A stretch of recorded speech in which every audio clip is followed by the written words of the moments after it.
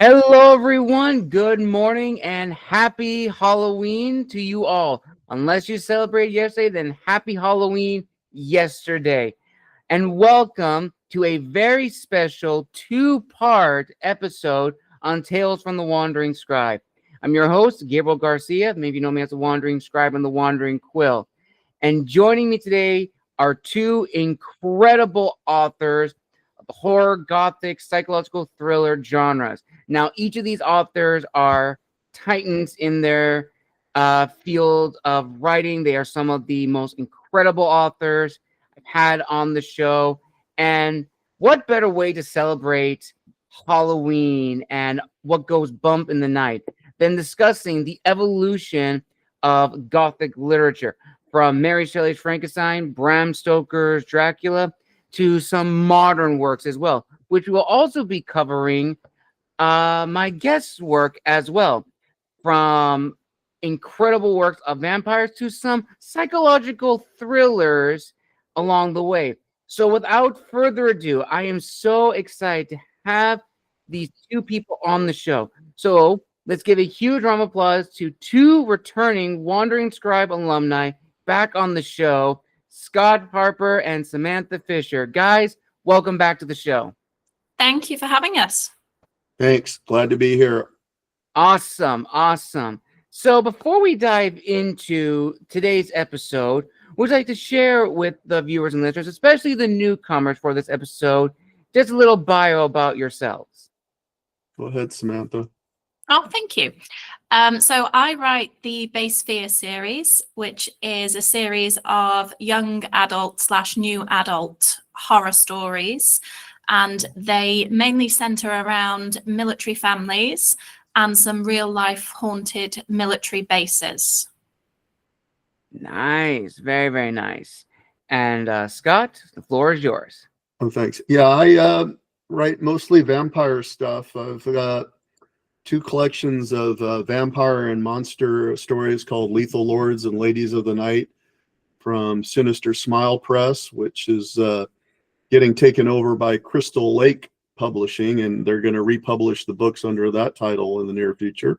So that'll be interesting. Also have Anton the Undying, which you mentioned you're reading through. That's my vampire / gladiator monster hunter series. And then my latest book was vampires again, big surprise. Just got published, called Vanther the Vanquisher Blood Quest, and it's basically a barbarian vampire, kind of like Conan the Barbarian with vampires. So that's my latest and greatest, and happy to be here. Awesome. Nice. And I can tell you, viewers and listeners, getting this episode planned, this has been of many, many months in the making to do something very, very special on this day, on this show. And I'm so excited that we are able to do it. And as I said before, what better way to celebrate Halloween than talking about the evolution of Gothic literature, psychological thrillers, and just how writing horror has changed over the decades and centuries. So before we dive in, I would like to ask you guys once more, what really inspired you or pushed you to write in the genres that you are currently working in? You go first, Scott. Okay, thank you. I'm a big, well, long story short, I was a big fan of Marvel and Warren magazines back in the 70s, the black and whites, Creepy, Eerie, Dracula Lives, Tales of the Zombie, just a huge monster fiend. And did my reading of novels, Stoker's, Dracula, Salem's Lot, other horrors, fan of Manly Wade Wellman. And just over time, my mom was an English teacher. I had a background in that, and started writing my own stories. Over time, obviously I had a day job. Writing was not my primary source of income, thank God. Otherwise, would probably be out on the streets somewhere. But over time, I accumulated a number of stories, got published in some smaller press magazines like Space and Time and Weird Book, and then started working, doing a lot of stories for Sinister Smile Press. Then just kind of branched off on my own, started writing longer and longer stories, novellas, and actually the Vanther title I mentioned is my first, technically it's a novel, depending on who you talk to, it's over 40,000. So it's either a novella or a very short novel. And then I threw in some short stories. So there's a collection there. So just always been fascinated by mostly vampires and other monsters, love the Universal stuff, Hammer, all that good stuff, weird tales. And just got fortunate enough to have people willing to pay, not a whole lot, but willing to pay to read my stuff. So that's my background. Also do some comic book stories for a gentleman named Kevin Glover, Scary Tales Publishing. He's kind enough to publish my monster tales in his magazines, which are kind of in the line of creepy and eerie. So that's what I'm up to, and that's my background. Nice. Very, very nice. Samantha, floor is yours. So I started out as a child as a massive fan of R.L. Stine and also Mary Downing Hahn. And that was sort of what piqued my interest in writing horror. Before that, I was always very interested in horror films, things that I probably shouldn't have been watching, but managed to anyway. And so it kind of went from there. And the idea of base fear was because we're a military family. I wanted my children and their friends to have a series of novels where they could actually see themselves reflected in the characters. Nice. Very, very nice. And again, I'm so happy to have you guys and the others for this 2-part series, because writing horror is definitely the one genre, one style of writing which I have experimented in, but it's its own nature in and of itself. Probably the only one I've ever done that is true horror was my World War I short story called Hellhounds, which is pretty much werewolves fighting the Germans at the Battle of Belleau Wood. That was the only time I've dabbled in horror, and I never really knew, like, how do you write something that's supposed to invoke an emotion, to really bring people in there, to make them be afraid. And if we go back to like the first 2 books, Mary Shelley's Frankenstein and Bram Stoker's Dracula, I mean, those are the godfathers of what we now consider like the horror genre of writing Gothic literature. Well, mainly Gothic literature, and then it branching into the more modern branches. So I'm very curious, in your guys' opinion, what really, how do I say this? What defines a really good horror story, Gothic story, in your guys' opinion? Well, basically, a lot of the Gothic stuff dealt with death and the themes of life after death. Both Dracula and Frankenstein dealt with the creatures living beyond death. So there was a fascination with that. There was also Dracula. There was a little bit of the fear of the foreigner. Dracula is coming in from a foreign country and invading England and stealing the women and so forth. So it's just a lot of angst and just general unease. Life was shorter in those time periods. Disease was much more of a factor. So I think that's where they were coming from. For me as well, I think a lot of Gothic horror is essentially at its heart a love story. Certainly with Dracula, it is a love story that is dressed up as a horror novel. And I think even with Frankenstein, you can look at the love between the monster and its creator. And at those times, love was something that a lot of people didn't really have much choice in. We were still in the eras of women having to, and men as well, having to marry because their father said so. This was a good match. And Right. so I think for a lot of people who at those times would have been reading a Gothic horror novel, this idea that love was almost something supernatural, that they didn't really have a choice in it, it would have resonated with them. Absolutely. That's well said. Both of you guys very well said how, yeah, Scott, as you said that initially the biggest thing that really scared people was like it's life after death. Like it breaks the natural laws of, something's dead, it can't ever come back. Well, these guys have broken that mold. I mean, Frankenstein was created from numerous people, and we can talk later of the different iterations, how they're depicted in modern literature now. And as you said also, Samantha, how Dracula is almost in a way almost like a love story, a very gothic, dark love story, but still a love story nonetheless. And then from that, and correct me if I'm wrong, because my knowledge of the Gothic literature and like horror writing of itself is not as vast, but from those stories, we tend to see like a resurgence of horror coming back into, I want to say, and don't quote me, like the 60s and 70s, and then like new books being written.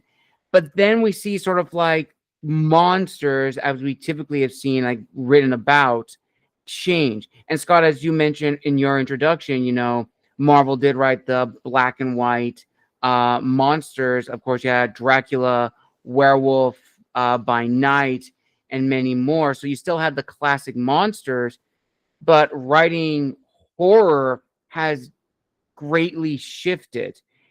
And I'm curious, in your guys' opinion, what do you think was that transition from sort of like writing of like this undead, unfamiliar other to writing that's a little bit more close to home? I certainly think the Gothic horror novel is still around. There's a writer called Laura Purcell, modern day writer. She is exceptional at crafting a Gothic horror story. We've had a number of films, I think, within the last few years. There was one, I believe, was it Crimson Peak? Yes. I have the name slightly wrong, but that very much leaned into the Gothic feel. And so I would say they're still around, but I think in this modern world where we're overwhelmed with technology, they're not quite as easy for a reader to identify with anymore. Yeah, and then there's been the urbanization of the world. A lot of the newer stuff is more gritty urban stuff. I just got done reading a vampire novel called Coffin Moon. I forget the author's name off the top of my head, but it's I think his last name's Ronson. It's excellent vampire traveling in and amongst the wilds and cities of Portland and Washington and so forth. So yeah, I think it just as times change, the monsters accompany us. They journey. They reflect us. They follow us. So if we move into the suburbs, they're there in the suburbs. If we're in the cities, they're in the cities. So even like Robert McCammon had a novel called They Thirst, where just real quick, Dracula was kind of the starting point. Dracula comes from his castle to England, invades, not so successfully invades England. Then you had Stephen King's Salem's Lot, where Barlow comes across and has more success in invading Salem's Lot than Dracula did in invading England. And then you had basically a novel from 1981, Robert McCammon wrote They Thirst, where they basically take over the planet and so forth. So I think monsters reflect ourselves and our fears. So wherever we go, they'll follow us, whether it's urban setting or a farmland or a Gothic setting. Absolutely, very true. That is very true. It's the idea that there's nothing more frightening than thinking about those monsters encroaching in your surroundings. in the life that you know well. With the Gothic literature, that's not our reality. People can feel quite distanced from that. Whereas, as Scott says, if you're a British woman living in a house in England, then reading about a British woman living in a house in England is slightly more terrifying. When you lie awake at night and you start to hear your floorboards creaking, you're going to think slightly more about that novel that you've just read, as opposed to if it was a Gothic novel that you can't identify with as strongly.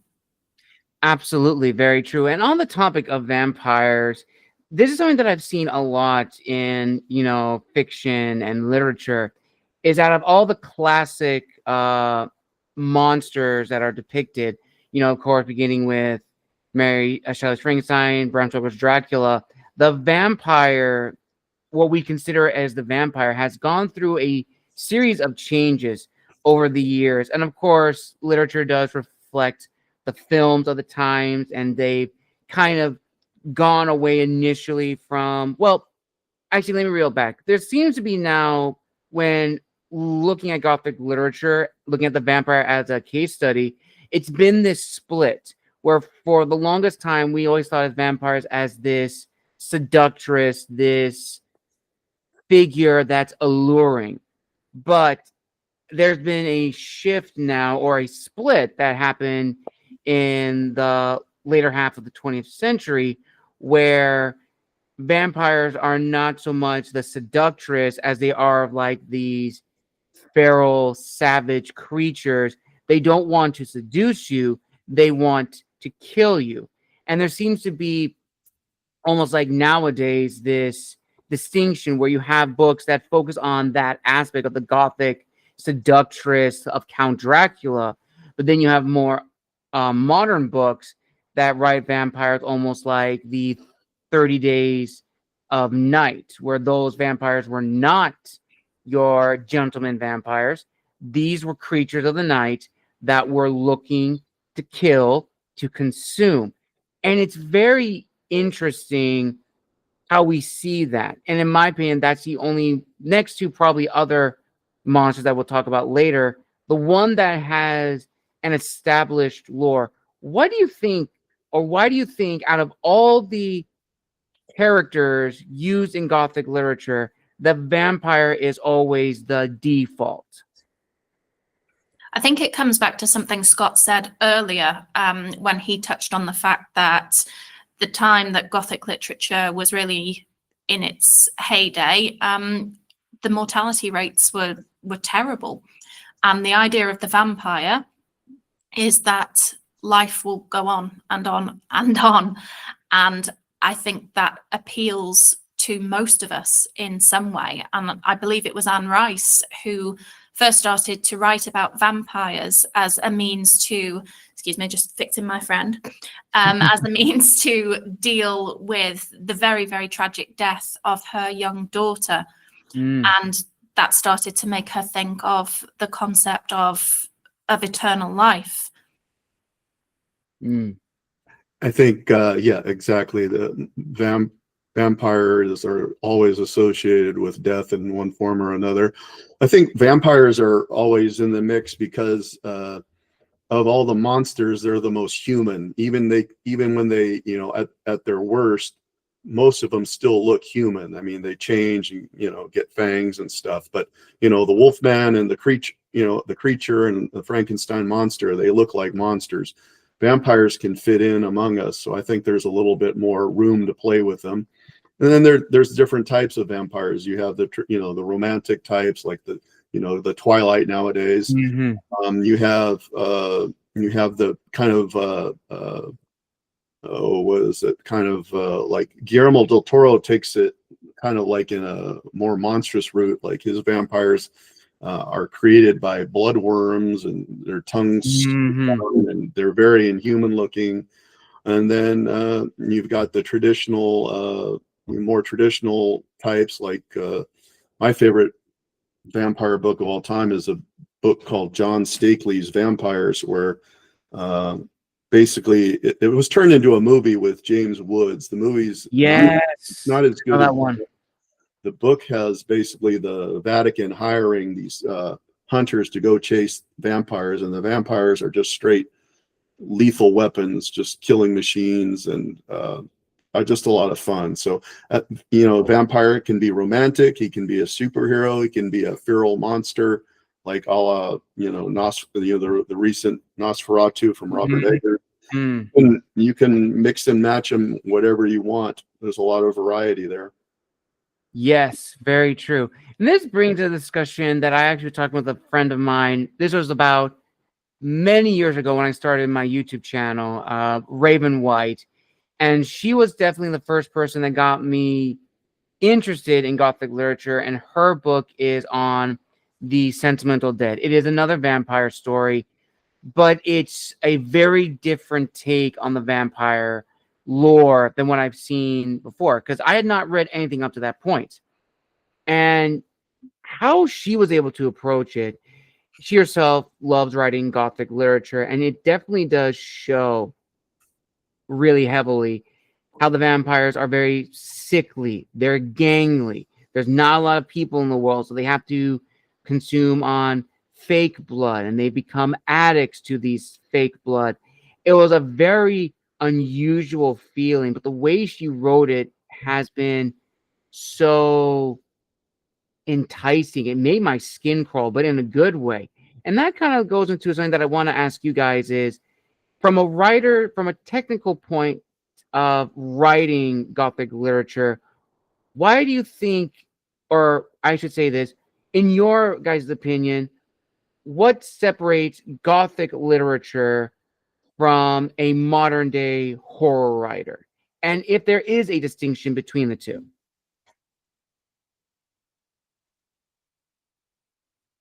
I'll let Samantha answer that. I get the tough one.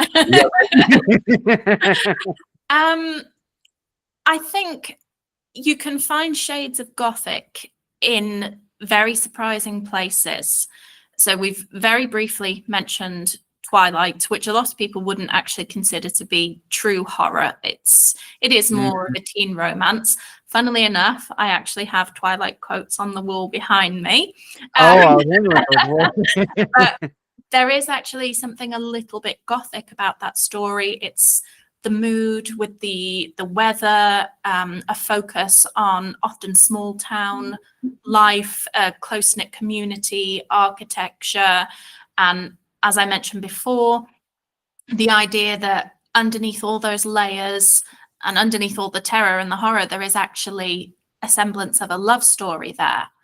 So I wouldn't necessarily say that modern writers don't touch on the Gothic.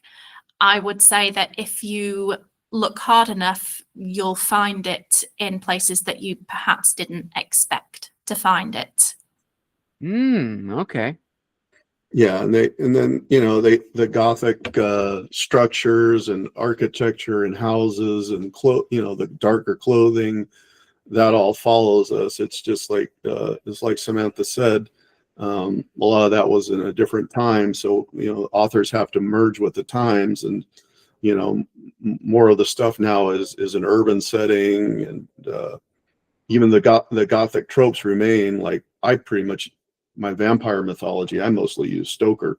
So I use Stoker mythos. So even something that old still follows us. And if we think of something that a lot of people will know, if we look at Buffy the Vampire Slayer, for example, their vampires were actually still quite Gothic. They, with the clothing, they all dressed a certain way. It was all dark colors. It was very dark lighting, dark palettes for the makeup and the hair. And I think the reason that we don't completely do away with those elements for a modern vampire story is that they just work so well. They've become almost intrinsic to what a vampire is, if we are asked to think of a vampire. Right back to the Vampire Diaries, again, written as a teen novel series. Elements of a love story, but again, the vampires, they're actually quite Gothic. The old-fashioned names, the era that they come from, it's something that I don't actually think we have abandoned with a modern vampire. I think we keep those layers there. They're just perhaps a little bit more well concealed. Absolutely. So it seems to me that when we think of like, Gothic literature, and we think of the sense of like, the aesthetics of like the houses, the clothing, we do see that in, more modern books, which is a little bit more subtle. And ultimately, from what I'm understanding, is that Gothic literature, it's not so much like a horror as more horror story in the more modern sense, but more of like a tragic story, like a tragic love story. In the case of, if you look at Frankenstein's monster, and that itself, as you mentioned, Samantha, earlier, is a tragic love story, if you examine the monster's relationship to its creator. And that begs the question, out of looking at vampires, which have spawned numerous iterations in other pieces of fiction from numerous different authors, Frankenstein's monster and the lore of Frankenstein seems to have this timeless nature, in the sense that, yes, many people have done their own iterations of films of Frankenstein, but there hasn't been, at least to my knowledge, an author's new take on the Frankenstein lore, or the monster of Frankenstein. Why do you guys think that is? What is it about the lore of Mary Shelley's Frankenstein where you don't see any new authors taking their own stab at the groundwork that she laid out all those years ago? So I actually believe that Frankenstein was the forerunner to the zombie story. And I think that is why we don't see, we almost don't see that rehashing of the Frankenstein tale the way that we do with Dracula, because that avenue has been traveled down and it's been done. To do it again, it would just be a retelling of Shelley's work, and not many authors want to do that. To me, Frankenstein laid the groundwork for the modern zombie. Nice. And there's some books out there, like Fred Saberhagen wrote a Frankenstein book, as I recall. And there's been attempts at movies where they try, like Lisa Frankenstein and so forth. I think she's 100% right. I think it just got subsumed into the zombie genre. But there'll always be room for a good Frankenstein movie, as we're going to see from Guillermo del Toro. I mean, it's out in some theaters, just not anywhere near me. It comes out on Frankenstein comes out, I think, November 7th on Netflix. So yes, I think we're going to get a good look at Frankenstein, and the thing with the creature is that we feel his pain because he's abandoned. He comes into this world, and his father rejects him. He's tossed out into the wild. Humans reject him, so he's a very sympathetic figure. It may be hard for authors to get into that mindset, why there's been maybe not as many Frankenstein books. I know that Marvel has a Frankenstein. They had the Frankenstein monster. He's in their mythos too. So I'll admit, my knowledge of the Frankenstein sequel books or wannabes is a little limited, but I know there are some out there, like particularly, like I said, Fred Saberhagen has one book. There are a few television series as well that have taken a stab at the Frankenstein angle. Buffy did it. I believe Supernatural did it. There was a show called Penny Dreadful, which is a fantastic example of Gothic writing. They had Frankenstein as a character. They called him the Creature, and he was a very sympathetic character. And I think the X-Files may also have done it. Penny Dreadful, they had a bride in there too, as I recall. Yes, yeah. Absolutely. And that also got me thinking of, as you said, Samantha, that if you do look at it, Frankenstein did, in a way, become the forerunner of the zombie genre. And just looking back at the monster itself, I know a lot of people tend to call the monster Frankenstein, but it's not. It is the name of the creator, Victor Frankenstein. And I think in my opinion, the reason why we haven't seen other iterations of, in terms of literature, like books of Frankenstein, is most people commonly think of Frankenstein, if they haven't read the book by Mary Shelley, is the movie that was performed exquisitely by the late great actor whose name now escapes me. I just had it in my head, but it's believe so. Boris wasn't Boris Karloff, was it I him? think it could have been.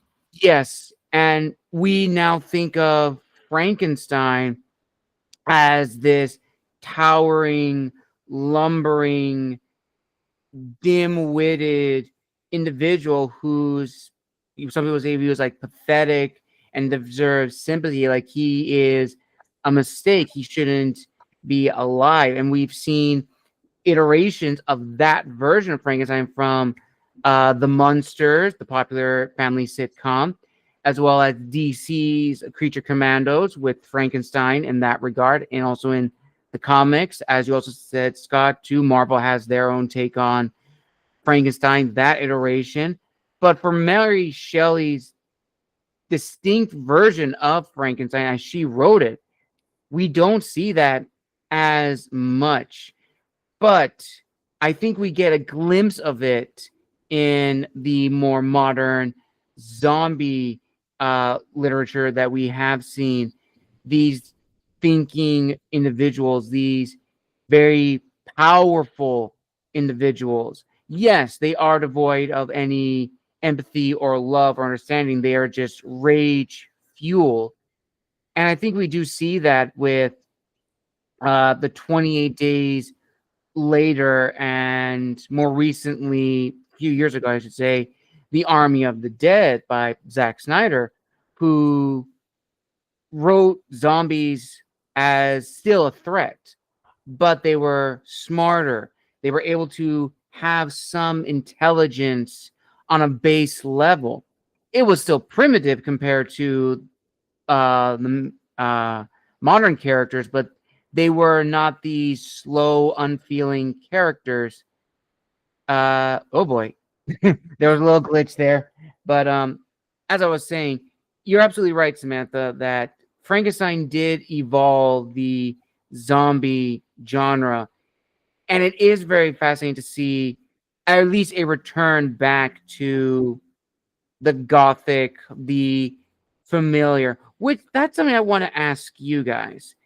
Do you think, I probably mentioned this earlier, but do you think people are more so going back to Gothic literature, whether that's film, movies, and especially books, because there's been an oversaturation of the modern horror genre where we don't get that fear factor, we don't get that scare factor that we would have gotten, reading these books at their time?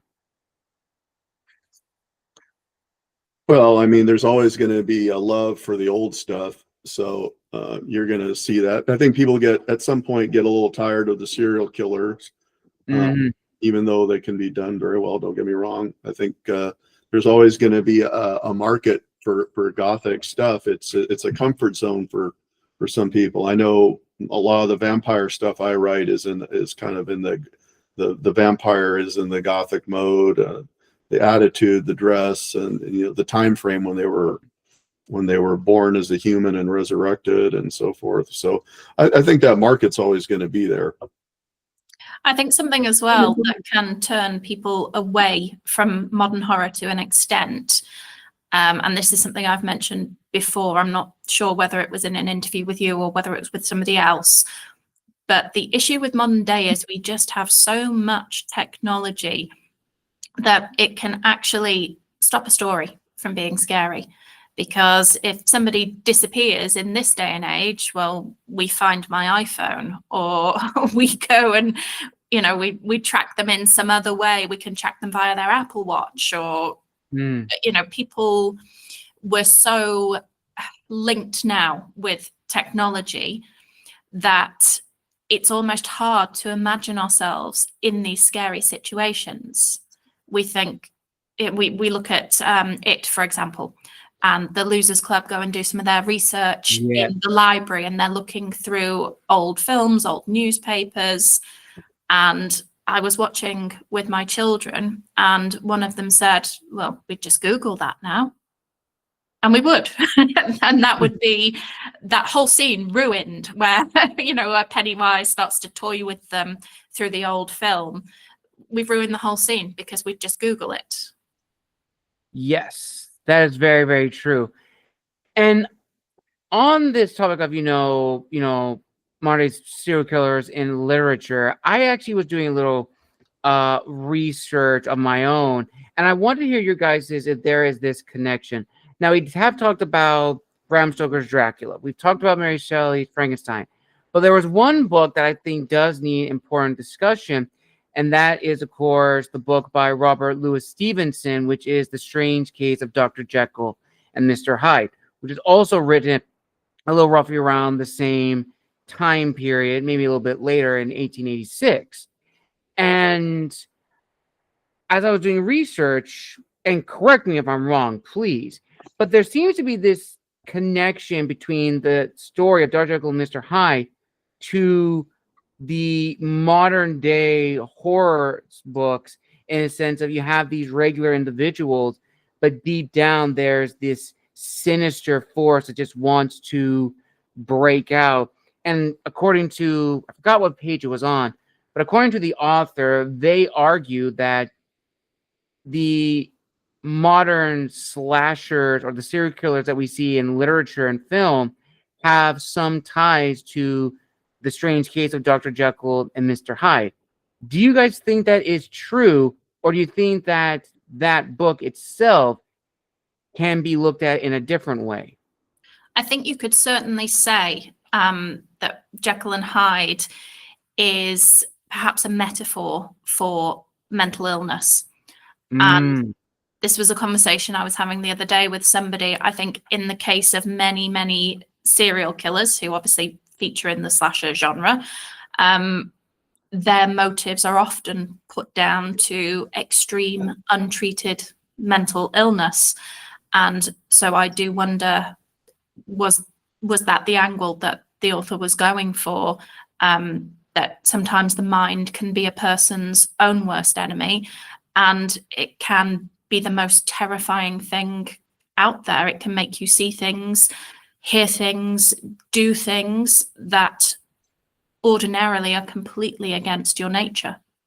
I agree with all that. I would just say that Jekyll and Hyde also gave birth to, in varied ways, more also kind of the, even though there were the legends, the werewolf letting the inner beast out. Yes. Jekyll and Hyde is all about letting whatever is inside you out. And Stevenson defined it as evil. The movies, Frederick March, Spencer Tracy, great movies. It was all about separating the evil in man from the good, and also kind of a Mary Shelley thing, tampering with what you're not supposed to tamper with.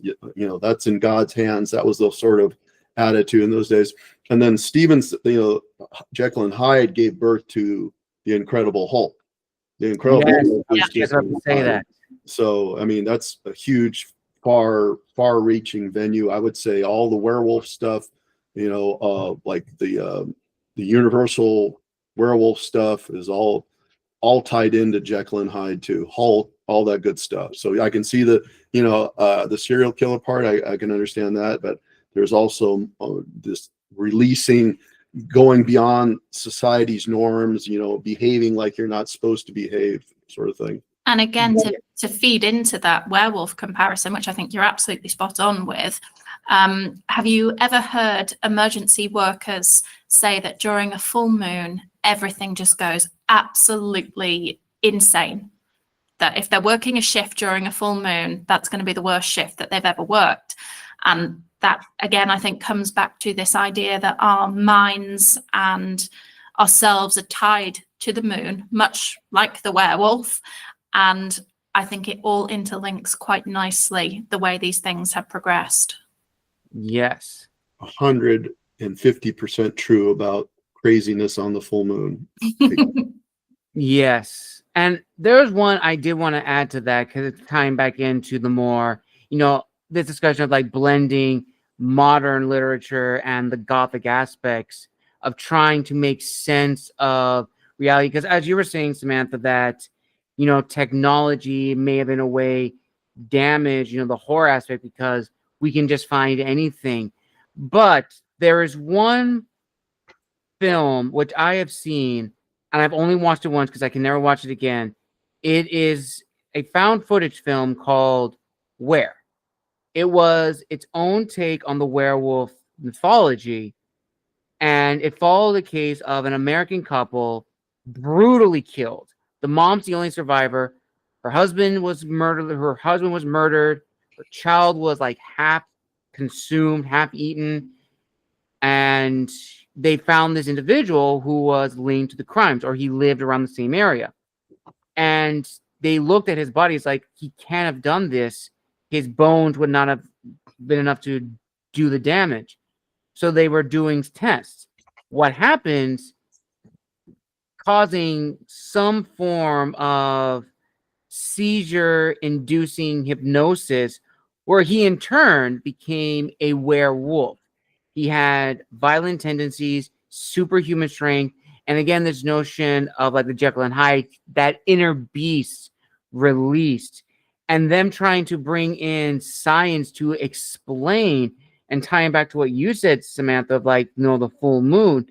They were even trying to add science to, is it the full moon that sets him off? Is it the full moon that does something? And I find that very interesting, and in my opinion, a good example of blending the modern aspects, technology, science, with the unknown, trying to work in unison. Which, going back to writing Gothic literature nowadays, do you think that's what needs to happen?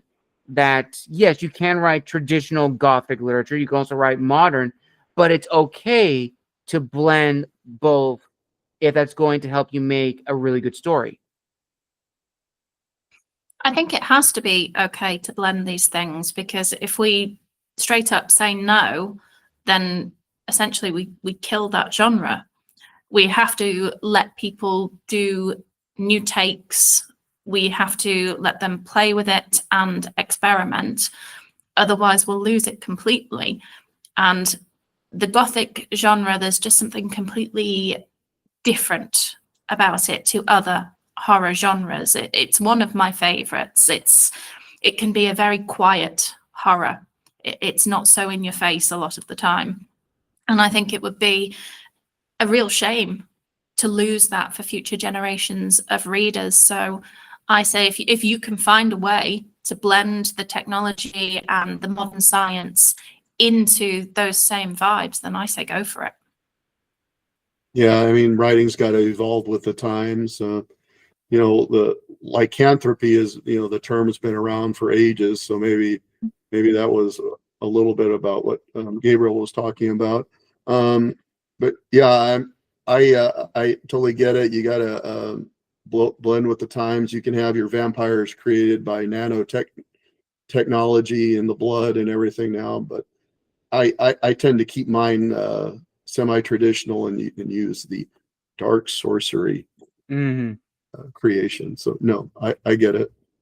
Absolutely. Now, this is one I really wanted to ask you guys, because it actually was requested from a friend of mine who I told I was doing this. And the thing that I've seen, especially on like writing forums, is monster romance. Not in the sense of like Gothic romance like Dracula and Frankenstein, but like full on like werewolf romance, vampire romance, and stuff like that. And I would like to know, in your guys' opinion, does that in a way do harm to these creatures who are depicted as, meant to be these very dangerous, violent things?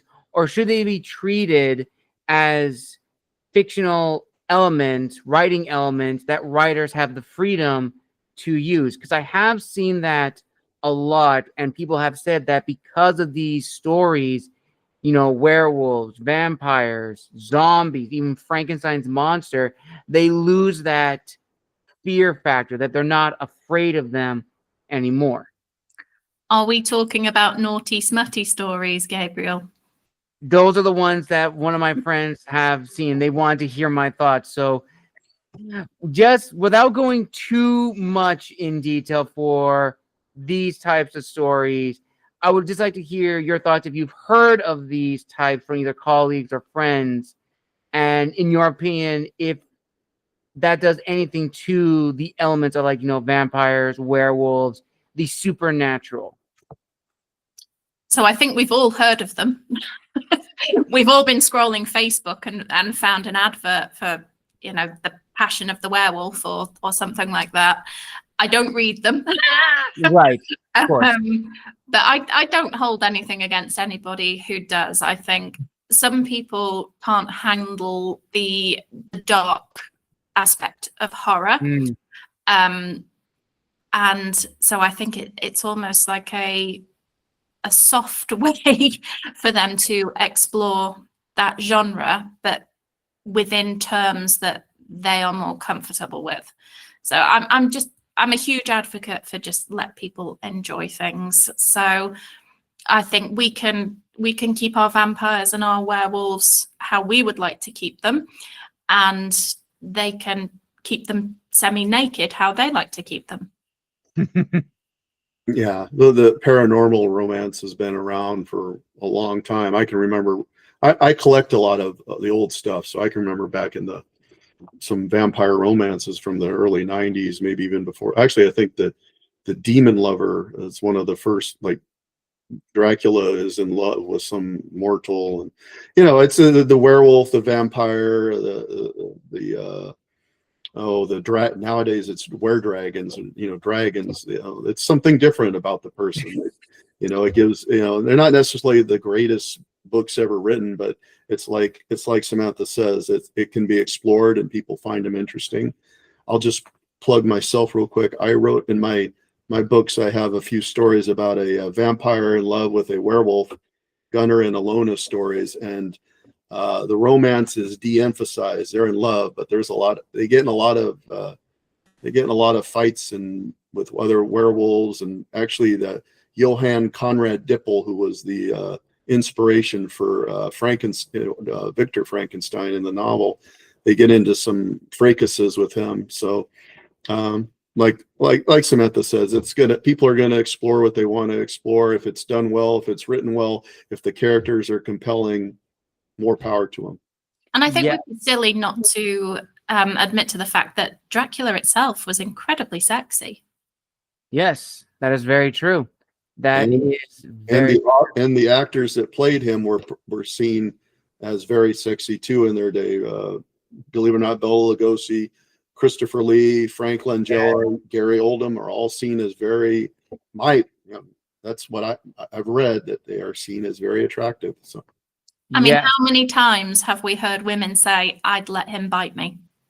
Yes, that is true. And if we're also talking about probably the last of as one of my friends have said, like the hot vampires, the last of before getting back into the horror aspect of it, which is Dracula Untold, which was a blend of I view that movie as historical Gothic action, because it's a blending of the two identities. You have Vlad Tepes, who was the basis of Count Dracula, and then you also have the other side, the modern persona of Dracula, the more supernatural, with heightened senses, superhuman strength, able to transform into bats or sometimes a host of bats.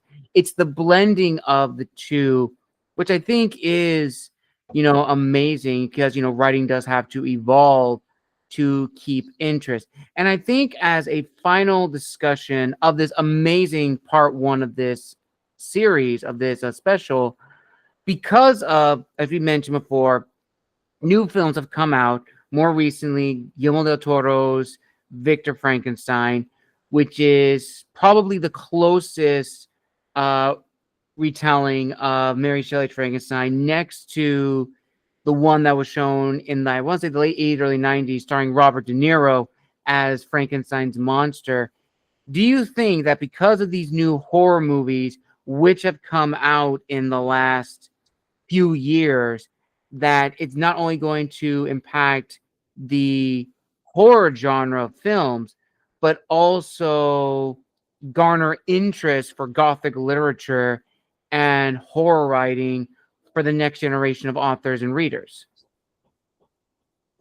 Yeah, I think all these movies and stuff will re-inspire people. But these characters are eternal. The Frankenstein monster is not going anywhere. He's going to be around.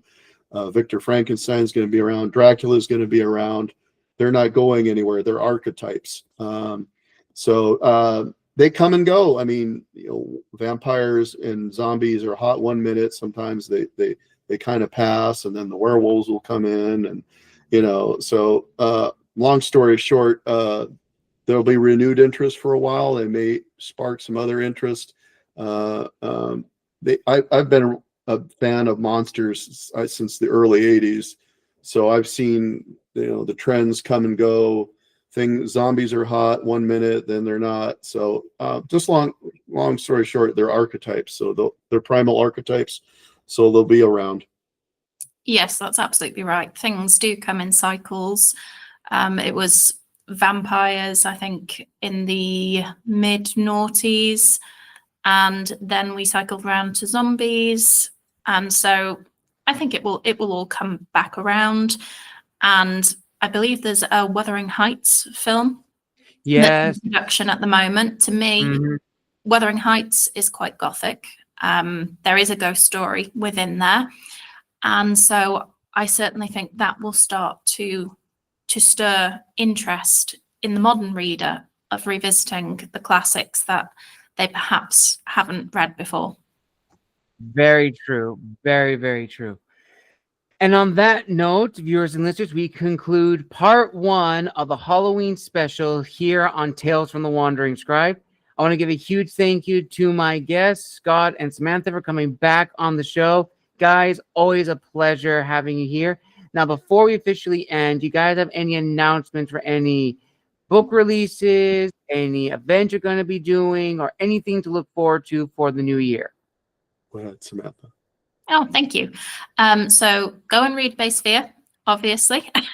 That's available on Amazon.